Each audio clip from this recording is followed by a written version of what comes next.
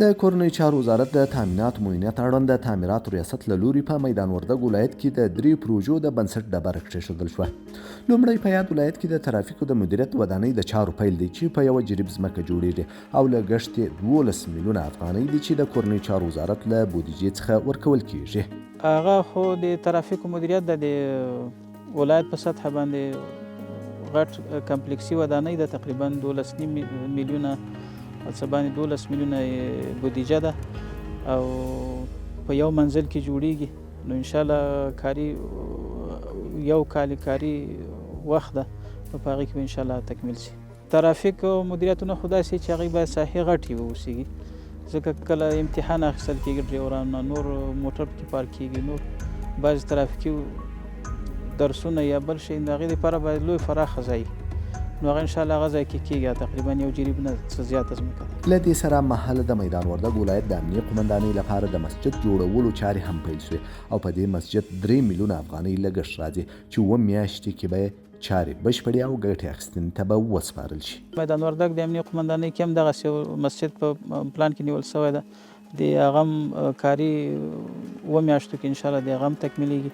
بودیجه تقریبا عین همغه بودیجه ده او انشاءالله هغه په دغه وخت کې چې دا تکمیلي هغه هم سره تکمیل شوی انشاءالله. د پروژې ګټونکي شرکت مسؤلین د پروژې د کیفیت ډاډ ورکوي او په ورکشو مشخصاتو به یې چارې بشپړې شي. 2.8 میلیونه بودیجه ده او په اوس طبعا چې افتتاح وسوله زمینه سازي د ورښتې له امله عملا 2-3 ورځې به وځنډېږي. نو په نږدې وخت کې چې انجینري په اصول سیستم شرایطو کارونه هغسې انشاءالله کار یې شروع کېږي. تقریبا دا خو د 200 نفرو لپاره هغه سوی ده ډیزاین سوی ده، نو 200 نفره به کولی شي د دې نه استفاده وکړي. په ورته مهال په میدان وردګ ولایت کې د نرخ ولسوالۍ لپاره هم د یوه باب مسجد د بنسټ ډبره کېښودل شوه. یاد مسجد د 200 لمونځ کوونکو لپاره جوړیږي او چارې به یې 7 میاشتې وخت ونیسي. د نرخ ولسوالۍ امنیه قمندانۍ دپاره دا مسجد تقریبا په 7 میاشتو کې کاري 7 میاشتو کې جوړیږي او 3 میلیونه بودیجه ده. انشاءالله امید شته چې په ما خپل کاري وخت کې شرکت ملګري په ښه معیاري او په محکم مشخصاتو مطابق جوړ کړي او د استفادې وړ وګرځېږي. انشاءالله چې د کار دپاره زمینه مساعده شوه په همغه وخت کې پیلېږي، ځکه دا زموږ د 1404 کال پروژې دي.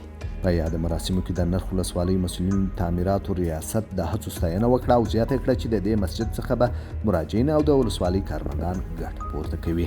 د نرخ ولسوالۍ دا نوی اداري تعمیر د ځمکې انتقال پروسه ختمه سوه، نوی تعمیر دلته چې جوړ سه، نو دلته موږ د ولسوالۍ کارمندان او همداراز مراجعین د مسجد له نشتون سره ډېر مخ وه، ځکه دلته د لمانځه ځای نه وه.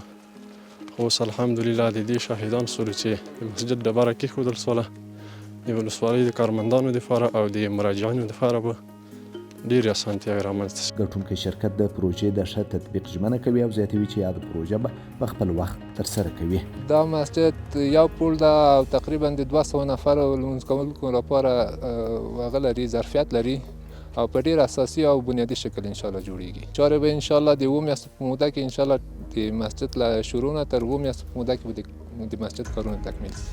که څه هم اوس مهال د ژمي موسم دی او کارونه ولاړ دي، خو د هوا په ښه کېدو سره د یادو پروژو چارې پیل او په خپل وخت به ګټې اخیستنې ته وسپارل شي.